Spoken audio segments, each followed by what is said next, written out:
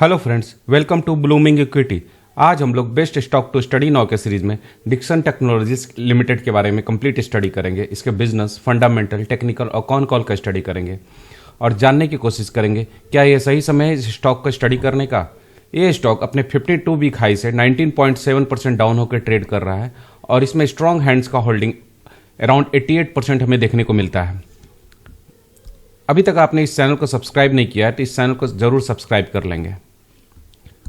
आगे बढ़ने से पहले मैं डिस्क्लेमर देना चाहता हूं कि ये कंटेंट सिर्फ और सिर्फ एजुकेशनल पर्पस के लिए और इसमें मेरी कोई भी बाई या सेल रिकमेंडेशन नहीं है।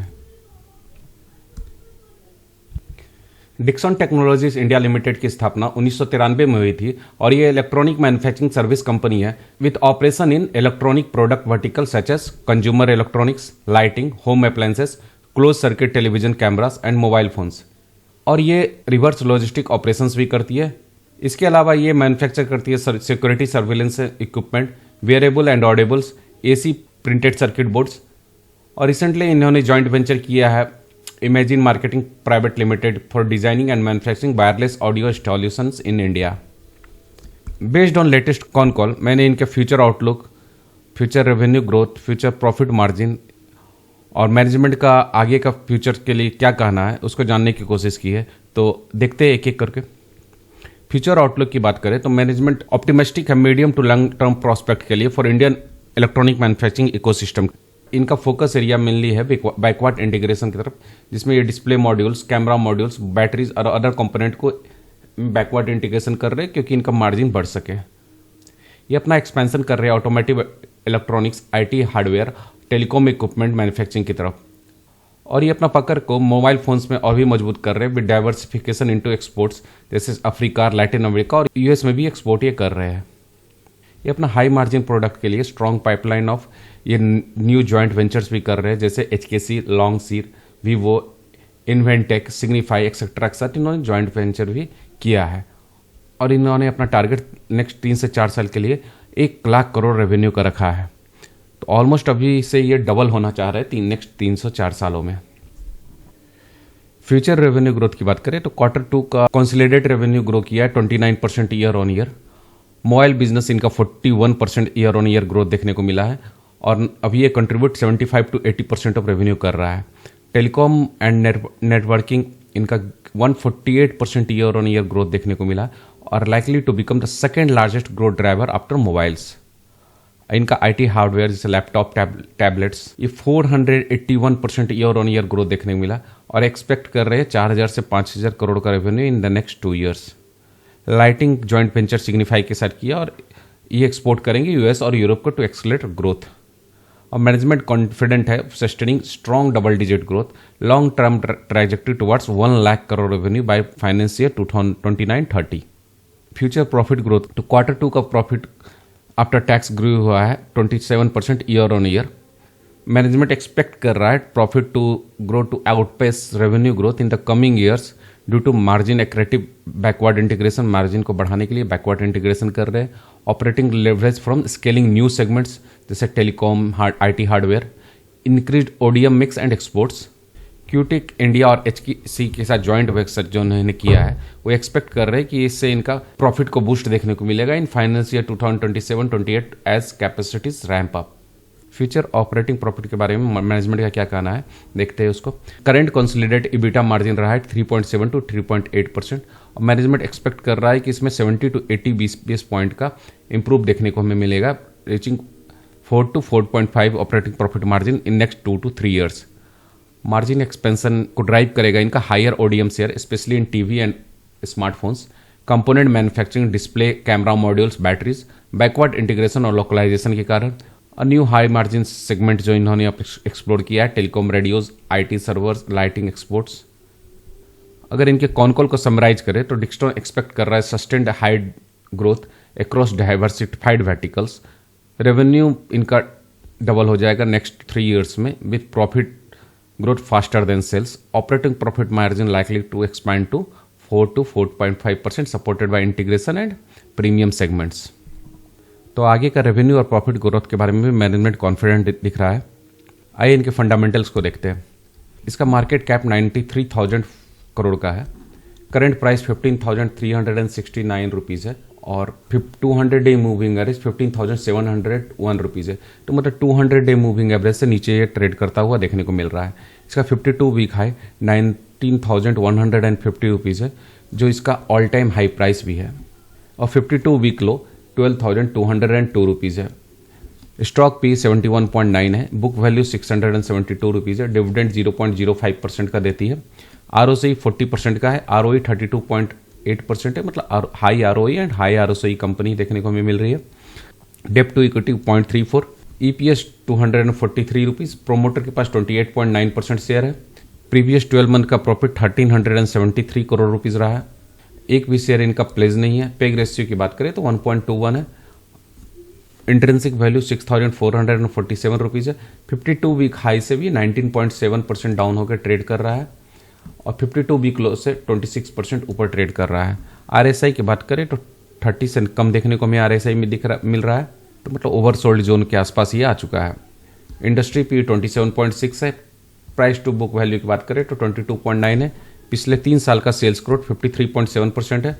पिछले 3 साल का प्रॉफिट ग्रोथ 59.7% है। सेल्स ग्रोथ 5 साल का 54.6% है। इसके पी रेशियो को देखते हैं तो इसके 5 ईयर टाइम फ्रेम में अगर देखें तो मीडियन पी 127.3 है और अभी 5 ईयर टाइम फ्रेम में भी वैल्यूएशन इसका ऑलमोस्ट सबसे लोएस्ट लेवल पे हमें देखने को मिल रहा है। एक समय इसका पी 200 से भी ऊपर चला गया था, आप देख सकते हैं। अभी ये काफ़ी करेक्ट होकर ऑलमोस्ट 70 के आसपास ही आ चुका है।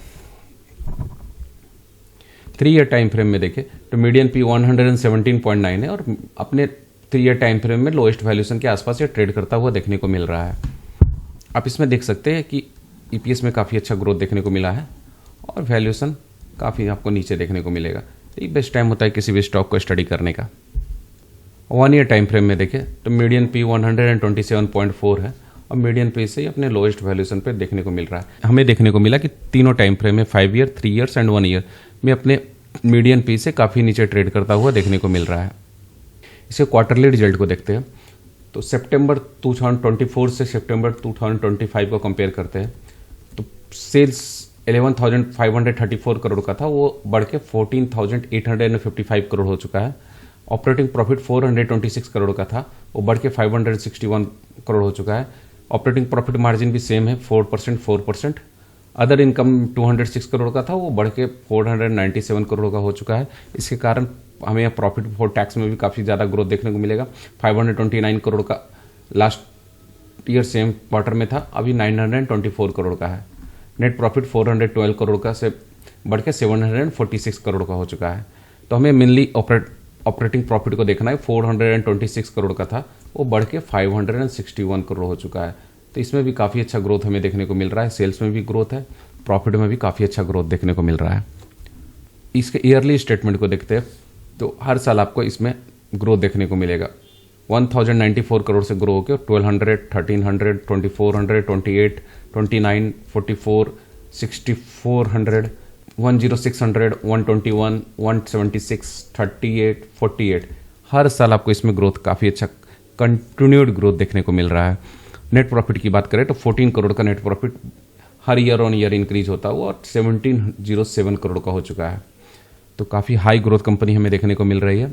ऑपरेटिंग प्रॉफिट मार्जिन की बात करें तो 2% के आसपास था, ये पिछले कई सालों से 4% के आसपास इन्होंने मेंटेन किया है और सेल्स में भी काफ़ी अच्छा ग्रोथ देखने को मिला। इसके कारण इनका नेट प्रॉफिट भी काफ़ी अच्छा grow, operating profit margin same level पे मेंटेन होने के बावजूद भी नेट प्रॉफिट में काफ़ी अच्छा ग्रोथ देखने को हमें मिल रहा है। कंपाउंडेड सेल्स ग्रोथ की बात करें तो 10 ईयर टाइम फ्रेम में 42%, 5 ईयर्स में 55%, 3 ईयर्स में 54%, ट्रेलिंग 12 मंथ में 76%। कंपाउंडेड प्रॉफिट ग्रोथ की बात करें तो 10 ईयर्स में 52%, 5 ईयर्स में 45%, 3 ईयर्स में 60%, ट्रेलिंग 12 मंथ में 131%। स्टॉक प्राइस CAGR की बात करें तो 5 ईयर में 53%, 3 ईयर्स में 52%, 1 ईयर में 8%। सेल्स में काफ़ी अच्छा ग्रोथ देखने को मिला है, प्रॉफिट में भी काफ़ी अच्छा ग्रोथ है, लेकिन स्टॉक प्राइस में 1 साल से ज़्यादा मूवमेंट देखने को नहीं मिला है। तो ये बेस्ट टाइम होता है किसी भी स्टॉक को स्टडी करने का। ROE की बात करें तो 10 ईयर्स में 27%, 5 ईयर्स में 27%, 3 ईयर्स में 28% और लास्ट ईयर 33% का ROE इसने जनरेट किया है। इसके बैलेंस शीट को देखते हैं तो रिजर्व्स ऑलमोस्ट 4000 करोड़ का देखने को मिल रहा है। रिजर्व के सामने बोरोइंग 1389 करोड़ का है। रिजर्व के सामने हमें बोरोइंग कम ही देखने को मिल रहा है। CWIP की बात करें 331 करोड़ का CWIP हमें देखने को मिला है। तो ये भी अपना जब ऑपरेशनलाइज हो जाएगा तो ये भी हमें प्रॉफिट में कंट्रीब्यूट करता हुआ देखने को मिलेगा। टोटल एसेट्स की बात करें तो 19,651 करोड़ का टोटल एसेट्स है। शेयर होल्डिंग पैटर्न की बात करें, प्रोमोटर के पास 28.92% है। अपना स्टेक को पिछले क्वार्टर से स्लाइट सा रिड्यूस किया, 28.95% से रिड्यूस होकर 28.92% हुआ। एफआईस ने अपने स्टेक को इंक्रीज किया, 20.55% से इंक्रीज होकर 20.69% हो चुका है। डीआईज ने भी अपने स्टेक को इंक्रीज किया, 26.68% से इंक्रीज होकर 28.93% हो चुका है। पब्लिक ने अपना स्टेक 23.81 से रिड्यूस करके 21.45% है। इसमें भी पब्लिक में भी हमें दो स्ट्रॉन्ग हैंड्स देखने को मिलेगा, 6.28 का और 3.25 का। ऑलमोस्ट 88% स्टेक हमें स्ट्रॉन्ग हैंड्स में देखने को मिल रहा है। ये दिखाता है कि इस बिजनेस में स्ट्रॉन्ग हैंड्स का कितना ज़्यादा कॉन्विक्शन है। इसके टेक्निकल एनालिसिस करते हैं। मोर देन 1 ईयर से 378 डेज हो चुके हैं। स्टॉक प्राइस सेम ही लेवल पर ट्रेड करता हुआ हमें देखने को भी मिल रहा है। ये स्टॉक प्राइस 1 साल से कंसोलिडेट करता हुआ देखने को मिल रहा है। इसी लेवल में देख सकते हैं आप, यहाँ से ऐसे जा रहा है और इस लेवल के आसपास अभी यहाँ पे ट्रेड करता हुआ देखने को मिल रहा है। प्रॉफिट में 1 साल से काफ़ी अच्छा ग्रोथ देखने को हमें मिला है। कंटिन्यूड ग्रोथ इस कंपनी में है और लेकिन स्टॉक प्राइस कंसोलिडेट कर रहा है। अभी एक बहुत सुंदर सा ये reverse head and shoulder pattern भी फॉर्मेशन कर रहा है। इस लेवल पे आप देख सकते हैं, इस लेवल पे इसने यहाँ पे एक बार रेजिस्टेंस फेस किया, सेम लेवल पे इसने यहाँ पे रेजिस्टेंस फेस किया, सेम लेवल पे इसने यहाँ पे रेजिस्टेंस फेस किया, फिर यहाँ पे मल्टीपल टाइम रेजिस्टेंस फेस किया, फिर इसके बाद यहाँ से इसने ब्रेकआउट दिया।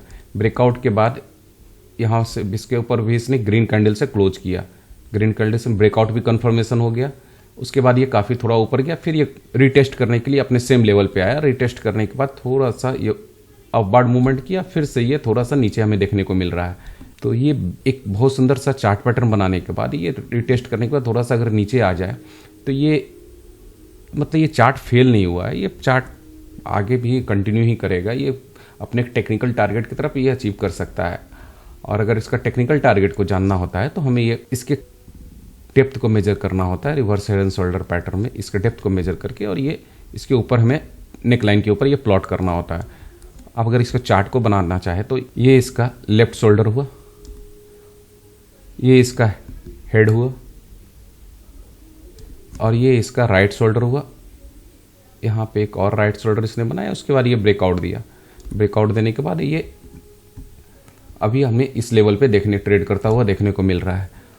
अगर इसका करंट लेवल से इसके टेक्निकल टारगेट को देखें तो 35% का अपसाइड पोटेंशियल हमें देखने को मिल रहा है।